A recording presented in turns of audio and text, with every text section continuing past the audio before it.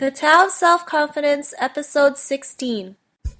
Welcome to the Tao of Self-Confidence, where I share stories of courageous women finding their inner journey to self-confidence 5 days a week. Want to learn how you can change your inner beliefs and attitudes? Download a free copy of the ebook by visiting thetaoofselfconfidence.com.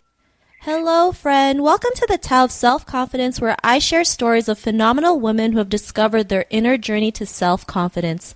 I'm your host today, Sheena Yap-Chan, and today I have a special guest here today. I actually met her for the first time in person in Florida. I mean, we met through the internet, through a company that we were involved. And, you know, this woman, every time I see her, she's always the most positive person I've ever met, always just sharing, you know, good stuff on Facebook. And even when you meet her in person, you know, it's like she has this like ray of sunshine around her because, you know, she just likes to be positive and spread that message around. And that's the kind of things that I love sharing on the podcast, right? Women who have a really good positive message, women who can spread the love around. And today you'll get to hear her story, right? She's currently in Seattle, which is probably on the west side, right? I think.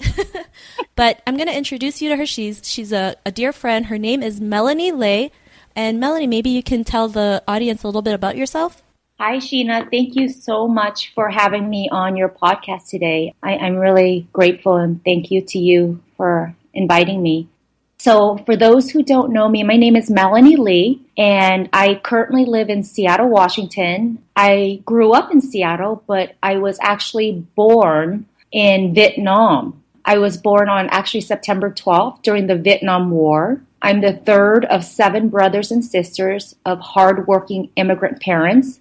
When I was a kid, we didn't have a lot of growing up, but we made do of what we had. And coming from a big family with my parents barely speaking English and having minimal financial resources, we did whatever it took to just survive.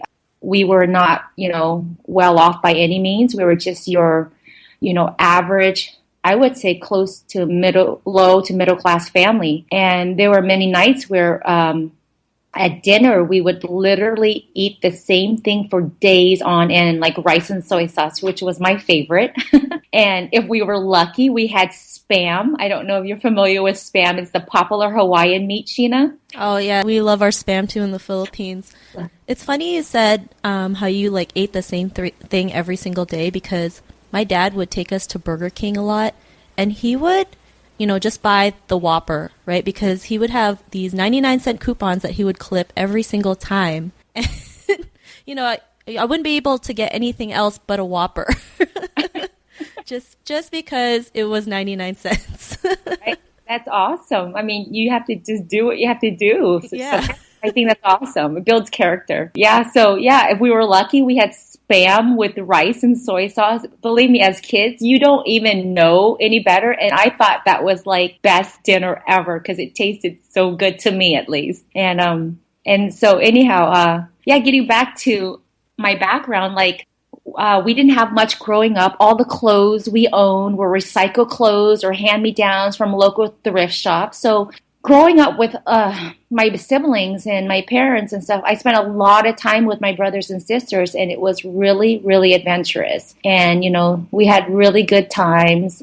Although we didn't have this state-of-the-art toys or anything, we just, like I said, did the best that we can, and we used our imagination and found ways to entertain ourselves. And it worked just fine. I wouldn't have changed the thing because I think just through using our imagination, it allowed all of us to flourish in our own individual, unique ways in our lives. And I found that seeing how hard my parents struggled to make ends meet, to put food on the table and clothes on our back, it just made me appreciate them all so much more. And it also made me saw the value and importance of hard work and the value of a hard-earned dollar. And I never, ever took any of that for granted. And so for that, I appreciate my parents so much for the sacrifice and struggles they had to go through and endure to get us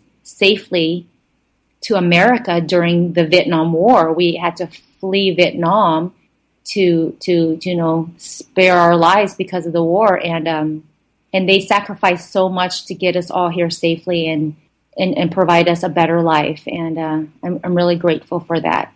Coming to America from the Vietnam War, I'm sure that was probably quite an ordeal in your lifetime. I want to ask you a couple of questions. So what would be your favorite self-confidence quote?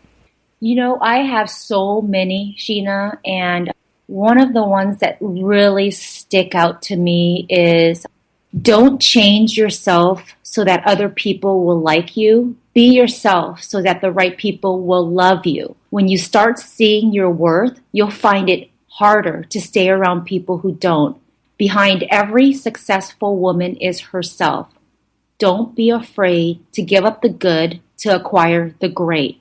Believe that you do make a difference in this world because you are extraordinary. In your own words, what would be your definition of self-confidence?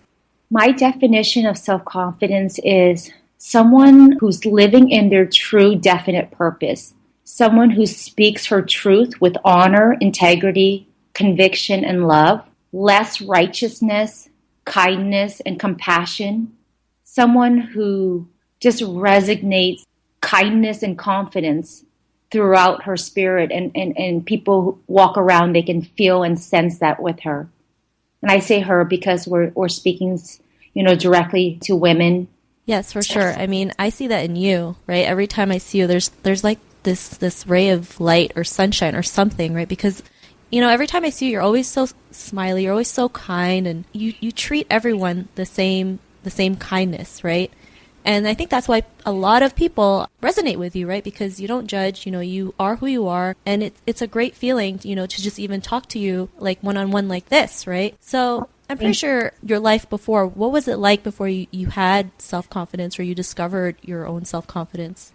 Wow, this is a great question, because before I discovered self-confidence, I was that girl that was very insecure. I had very low self-esteem. I always looked to others for approval, and I was your avid people pleaser. And anybody who knows what I'm talking about when I say people pleasers, I always sought out the opinions of others before my own. I didn't trust myself, and I didn't trust the decisions that I made, and I lived in utter fear of what others thought of me. And I just wanted to be liked, and I never wanted to ruffle any feathers. I just kind of rolled with the punches and just agreed with everybody. Even though I didn't agree with them, I just did it just to get along. And I realized that's not how I want to live. That was me before I discovered self-confidence. I think many women can relate to that. I know I can, right? It's, your family tells you don't do anything crazy, just do what you're told, be the good girl, right? We're always told to be the good girl, which is not to make any noise. And sometimes they have this, most people have this impression that Asian women are quiet, submissive, they don't really do anything. And I think it's time we have to stop having that notion, right? And, this is why I love doing these podcasts, because then I can prove to people that, we're not like that. We do have a personality. We have things that we want in our life. We're going to go out there and get it. This was something that I really did not like when people, had this perception of an Asian woman. So, Mel, what was like your aha moment when you realized, you started believing in yourself and you can do anything that you wanted to do in life? My aha moment was I realized I do have a voice. I am worthy of being heard. I am valued, and my opinion matters. I realized that we all, men and women, are so powerful beyond our belief. We don't realize that it is our birthright to have a voice and to be able to use that voice to help and empower others who don't have one. And I feel like sometimes in our lives, things have to be completely shaken up, changed and rearranged, and just kind of like relocate us to the place we were meant to be. And I think with my childhood and how what I went through, it kind of formed and molded me to the person that I am today, here speaking with you and talking about self-confidence and empowering young women. And because we live in a society where, in a competitive world, where we measure success by what we look like, what you own, who you know, how much money you have, how big your car is, etc. And in reality, all these material distractions, all this, false illusions of who you should be, is exactly what it is, a big distraction from who you truly are. And that is, self-love. And I feel like the only competition that matters is the one in which you compete with yourself and not with other people. Because a lot of people, oftentimes, they get so caught up in competing with other people that they lose sight of what really matters. And that's kindness and love and living an authentic life and living your true purpose. And when I found my aha moment, I realized that, I needed to spread the word and help as many people as I can awaken to their inner power, so to speak. We have been programmed to measure success through the things that we have, and that can be a bad thing because then so many people try to keep up with the Joneses, and then, they end up being in debt. They end up pretty much ruining their own lives because, society just keeps telling us, if you have the big car, the big house, the trinkets, that's what success is. And really, success is just being able to live life on your own terms, without having all those things, right? It can be just you spending more time with your family or you just traveling the world wherever you want to go, right? That's what success really is. It has to be defined in your own terms and not the terms of others. So Absolutely. I really love what you shared, Melanie, because sometimes we do get this pressure to always have the house, the car, the white picket fences. And if that's not something we want, then, why go crazy over it, right? Be able to have the things that you truly want in life and go out and get it. So Melanie, after you found out you started believing in yourself, you had the power to change your life, you made the decision to do that. What's your life like now after that discovery? My life now after the discovery has been extraordinary. I feel like it's so cathartic. I feel like I just had a release of just unnecessary pressure and stress on my back. Everything just kind of fell to the wayside. Because it took a lot of courage for me to stop caring about what everyone thought of me, like we were talking earlier before the show, no matter what we do or say, when you are out there in the public eye or when you put yourself out there, you're going to be judged. It's just life. This is life. And this is a society that we live in. Whether you like it or not, you will be judged for one thing or another. So you might as well pull up your big girl panties and strap on and get ready for this ride called life, because you have to have thick skin, living in today's society, because regardless of kind of work that you do, what you put out there, whether good or whatever, what people think, you're going to be judged one way or the other. So I say to those, just do the best that you can, put out good, positive energy and, put out, good work that can transform other people's lives, and let the universe do the rest, because that's all you can do is the best that you can. And there's no shame in living your authentic life. It doesn't matter, where you come from or what your past or current circumstances are. And whatever misfortune you may have suffered along the way, I feel like it all comes down to your actions and your thoughts that ultimately defines your future. Just remember, you are so much bigger than your circumstances. And we all have our own unique stories, and we have to remind ourselves that our past does not dictate and define our future. To the person who's listening to this, right, to the woman who's probably listening to this episode, to this interview, what's that one piece of advice you would give her in her inner journey to self-confidence? Make sure you don't start seeing yourself through the eyes of those who don't value you. Know your worth, even if they don't. Always dream big, work hard, stay humble, and refuse to be average. And don't let other people's inability to see their own self-worth derail you from living your best life.